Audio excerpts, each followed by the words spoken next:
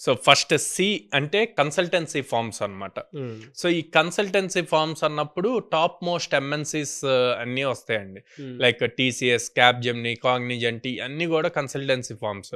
వీళ్ళ own products తక్కువ ఉంటాయి. వేరే వాళ్ళ ప్రొడక్ట్స్ వాళ్ళకి వేరే క్లయింట్స్కి వీళ్ళు కన్సల్టెంట్స్గా ఉండి ఆ ప్రాజెక్ట్స్ తీసుకొచ్చి బిల్డ్ చేస్తూ ఉంటారు. ఇట్లాంటి వాటిల్లో కెరీర్ బిల్డ్ చేసుకోవటం చాలా ఈజీగా ఉంటుంది. కాకపోతే ఎంటర్ అవ్వటమే ఫస్ట్ ఇంపార్టెంట్. ఆ ఎంటర్ అయ్యేటప్పుడు ఎలాంటి స్కిల్స్ ఉండాలి అన్నది కూడా ఇంపార్టెంట్.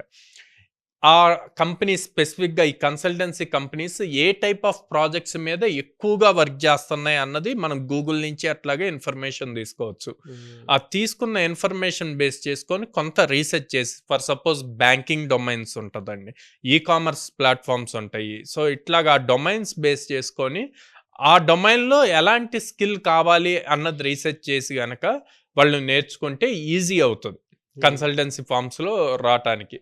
సో అక్కడ ప్యాకేజెస్ వచ్చేసి యావరేజ్గా 4 LPA టు 7 LPA మధ్యలో కెరీర్స్ స్టార్ట్ అవుతాయండి.